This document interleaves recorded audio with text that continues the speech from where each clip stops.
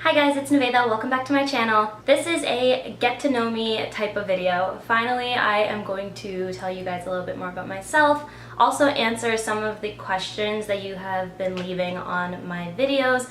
So it's kind of going to be like a little messy, disorganized video. Alright, so to start off, my name is Niveda, which you guys know already. So my YouTube name is Niveda108, and the 108 is just something that stuck with me since childhood. It was actually my very first email address name that my dad named for me. 108 is basically, for us, like a religious number, so I just kind of stuck with it. I am 23 years old. My birthday is May 6th. 93, so I'm a 90s baby. I am South Indian. I am 100% Tamil. Both my parents are from South India. So my dad is from Salem, if anyone knows where Salem is, and my mom is actually from a small village called Dindivanam. So both of them are born and raised in India. My brother was born in India, and then we moved to Australia, which is where I was born. So I'm actually an Australian and American dual citizen, which is kind of cool. So I was born in Sydney, and then we ended up moving to America, where we currently are. My brother is 29. He works as a biomedical engineer.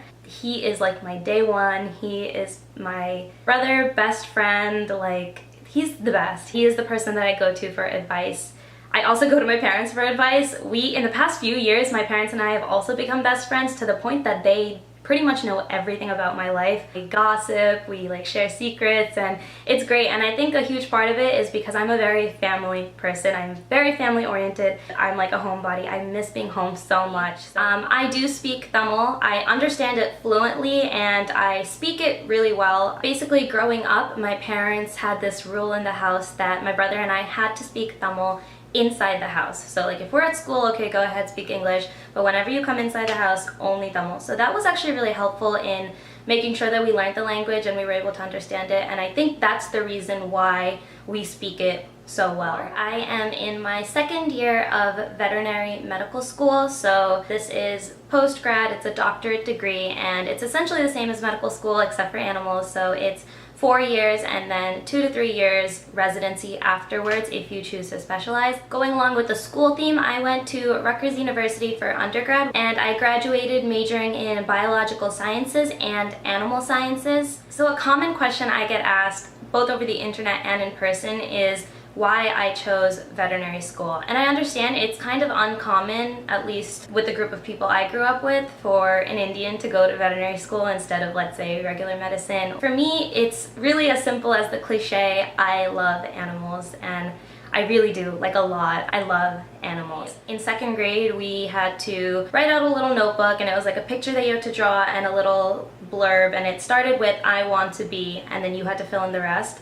And I wrote down animal doctor, and I knew from like back then, second grade, I said I wanted to be an animal doctor. With the help and support of my family, like I got into vet school and I'm pursuing it, and it's really a dream come true. So being in vet school, if I wanted to say what I want to do as a career, my main interest is animal welfare, animal ethics, rights, and basically that falls into a few different categories. So right now my focus is on shelter medicine and forensics medicine. So that's dealing with a lot of cruelty, abuse, negligence, and it's really the nitty-gritty bad stuff of like animal welfare, and that's actually what I am most interested in. That's what I'm most passionate about, and that passion kind of grew over the years. It just keeps getting stronger, so I know that that's what I want to do, and I'm gonna have to figure out how I can kind of incorporate that into a career. Most of that work would be nonprofit, so I am excited to see how this goes and where I end up. But yeah, talking about my interest in animal welfare, I guess that's mainly how my whole veganism started. I ate meat my entire life, so even beef. Like as an Indian, I also ate beef, and basically for 20 years. And it wasn't until very recent, so I've only been vegan for almost 2 years now,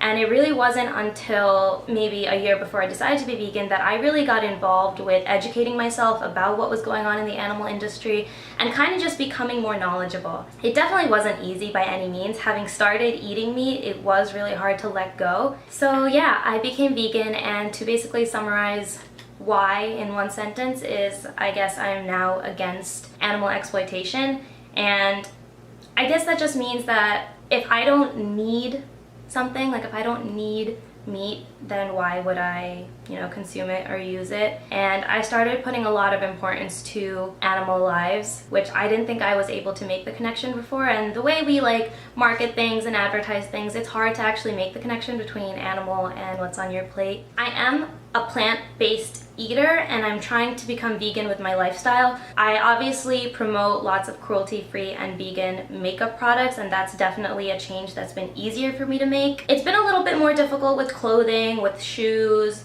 with household products. They're so difficult. Almost everything has animal products in it, which is kind of disturbing. It's either things have animal products in it or they're being tested on animals. So it is really difficult to kind of just say I'm 100% vegan. The turnover is really, really hard, but I am trying. I'm doing a lot of research on whenever I buy things. So for anyone that's struggling, don't rush it. It's not easy. We live in a world where everything around us is basically animal products or are related to animals. As long as you're trying to do something different, it makes a huge difference, and you'll get there eventually. I'll let you know when I get there because it's still taking time. So next I wanted to answer someone's question about who my favorite YouTubers are, and I love this question because I have so many. And I want to start off with some of my quirky ones. So if any of you guys watch eating shows and mukbangs and things like that, you probably know who I'm talking about. This is Mommy Tang, and I will leave all my favorite YouTubers in the description box below so you can check them out. But Mommy Tang is a vegan. She's living in Philadelphia, and she basically videotapes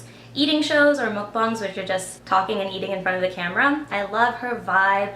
I love her personality. I think she's very funny, and I do get a lot of recipes from her. So another kind of odd YouTuber that I watch, or she's not an odd YouTuber, it's odd that I watch so diligently, I guess, is Sweet Ams, who basically decorates cookies. She bakes cookies and then decorates them on camera. I just sit and watch all of them. I can't even fast forward through them because they're just so fun to watch. I really can't explain it. So if you guys want to check her out, definitely check her out. As far as comedy videos go, I do have your very generic people that I watch. I love Jenna Marbles. I watch all of her stuff. And then very recently, if you guys know Lil Brown Girl, Liza Koshy, I think it is, I like her. She's very funny. So usually, if those pop up in my subscription, I will watch it, but I don't go out of the way to kind of watch comedy videos. And then finally, for makeup. So I'm gonna name them all, but obviously in no specific order. I just love them all. So basically I love Farah Dukai, Ready Set Glamour, Luster Lux, who's also known as Katie.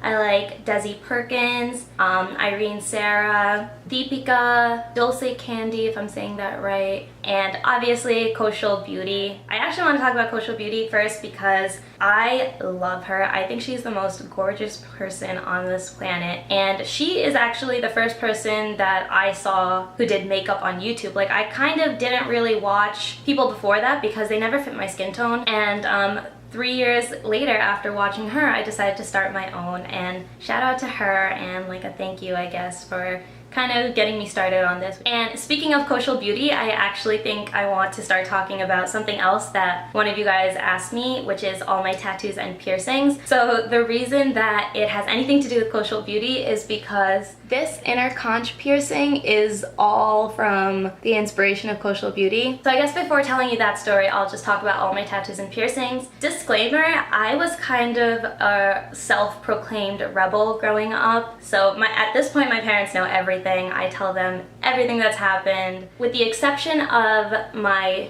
two first piercings and then my nose piercing. Everything else I did myself, literally in my own bathroom basically. I don't by any means encourage anyone to do this. In fact, you probably shouldn't ever pierce your own ears. I'm just letting you guys know that I have. So I have 9 total. I have 1, 2, 3, 4, which is right in my tragus. And then over here, I have 1, 2, 3, 4, so that's 8, and then I have the tiniest nose ring, which you can't see with this lighting. So yeah, of those 9, I did 6 myself. So basically, these first 2 I got in Australia when I was 10 months old. My parents took me. The next 2 I did myself, and then the third holes I did myself also. Tragus I got done professionally during prom once, and then it got infected, and I got it done a second time. I don't remember where, but that ended up getting infected too. Then I decided to just do it myself. So did it myself, and now it's been good for almost 4 years now, so that's great. and then I have the inner conch one. So I remember watching Kosho Beauty for, I'm pretty sure it was the first or second time, she like turned and I saw her piercing peek through. And instantly I was like, I really like that. I really like that. So I texted my best friend, who is also like my neighbor. Her name is Nani. So she came over and I was showing her these videos and I was telling her like, wow, that piercing is really, really cool. And we kind of just looked at each other and we were like, wanna go do it? And so we both went upstairs to my bathroom, and in a span of like under 10 minutes, she pierced my ear, I pierced her ear, and we both have like this inner conch piercing, and I will put up a picture of it somewhere here.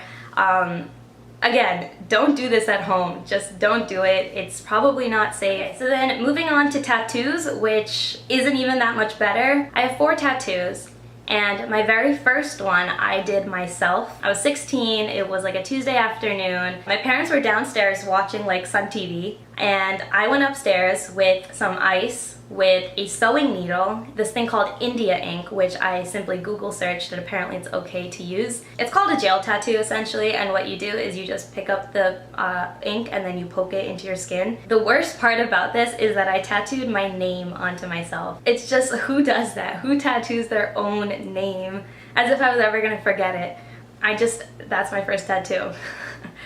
So my second tattoo I got freshman year of college. I was probably 18. And it's on my foot. It says, change is the only constant. My feet don't look that pretty right now, so I will probably put another picture of that up. Change is the only constant. It's just a quote. My dad used to say it, and it really stuck with me. And my third tattoo is this one right here.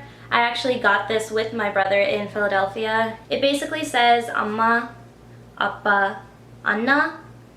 So that means mother, father, brother. And my reasoning for that tattoo is basically just because my family, we're a very close-knit family. 4 of us are best friends. Like, we tell each other everything. We have so much fun together. Love this tattoo. It's my absolute favorite one. It will always mean so much to me. My parents and my brother are literally my world. They are so supportive of everything I do. They are so understanding of everything I do.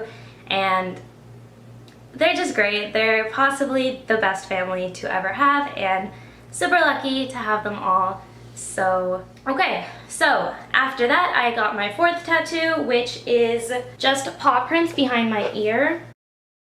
And that tattoo is just pretty self-explanatory. I love animals.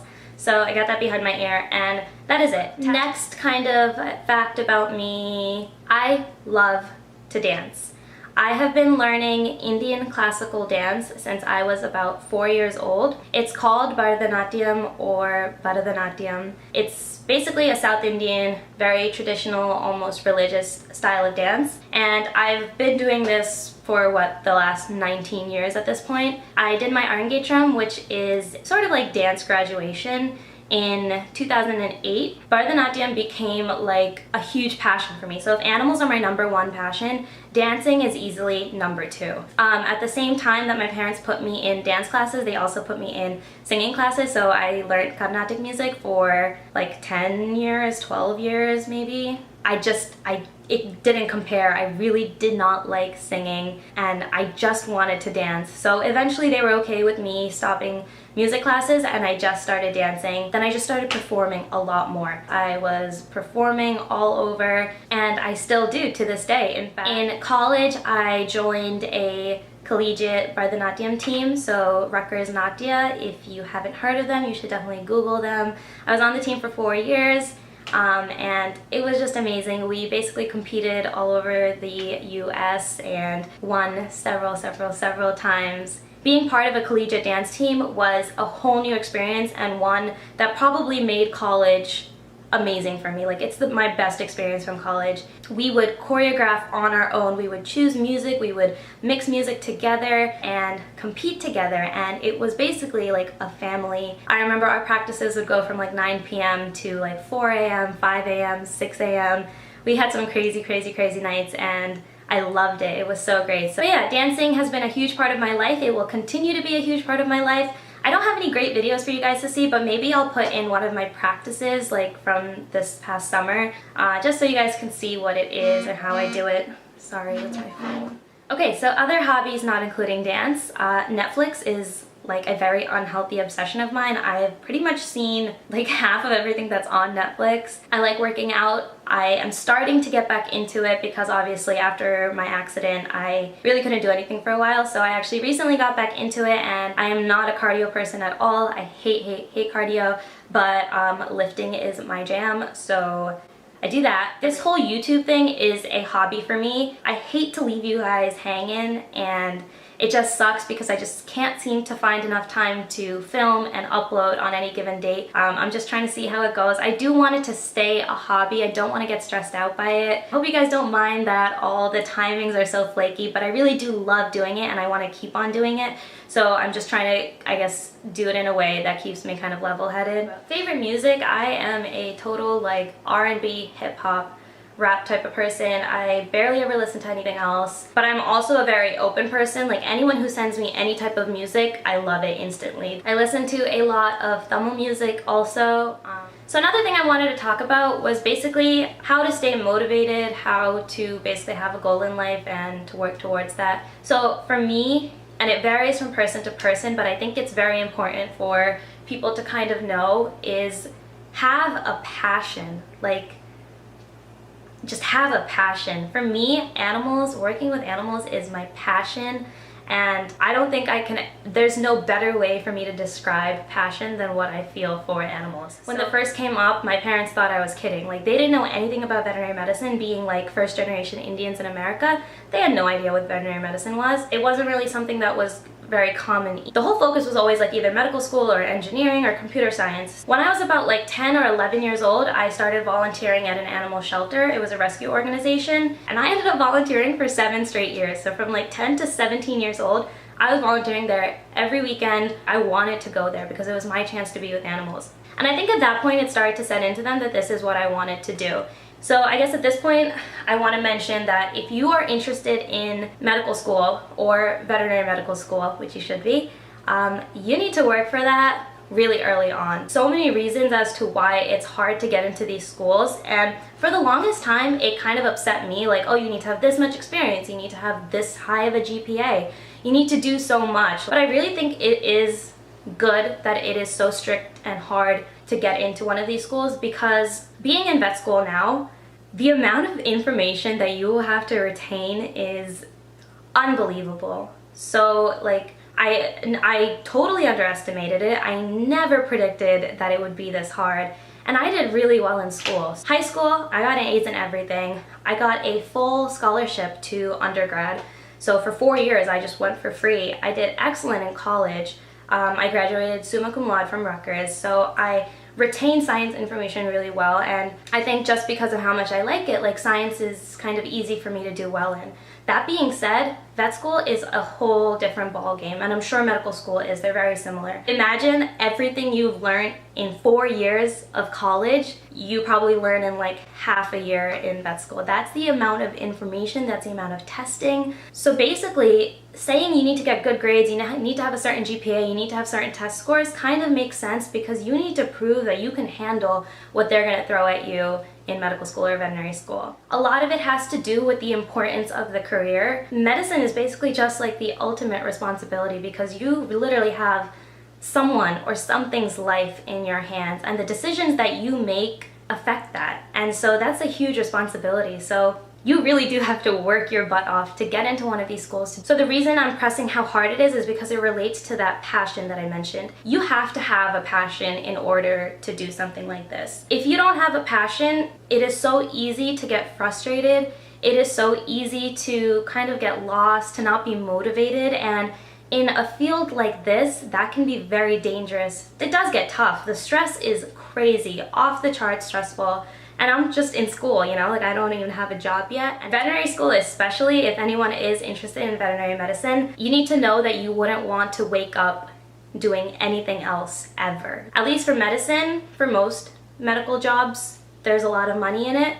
For veterinary medicine, there really isn't. It doesn't even compare for the amount of work that you put in. So if your idea of a career is just to make money and it's not really substantiated with that kind of passion, then vet medicine is definitely not the way to go. You can definitely have a job in various other fields that can make a lot more money. So I don't know how long I talked about that, but basically for everyone who is kind of struggling to figure out what they want to do, if they know what they want to do and they want to know how to stay motivated, it's basically to find a passion. Please do not like fake it till you make it. That's not going to work out. And I guess I also want to kind of relay this to people who want to do something, but maybe because of external pressures are being forced to do something else. So like, let's say you don't want to do medicine, you don't want to do engineering or IT, don't. It's too hard to do it if you don't want to do it. So if you have something you want to do, go for it. Everyone that I know that has other passions like photography or journalism or just social work, they're happy. That's just my 2 cents about life and career and studying. That is basically as much as I can tell you about me. I feel like I covered most of the important things. If you guys would like to know anything more about me, please leave it in the comment section below and I will 100% definitely reply to each and every single one. But yeah, like this video down below, subscribe if you haven't already, and I will see you guys in my next video, whenever that may be. Thank you guys, I love you guys so much, bye.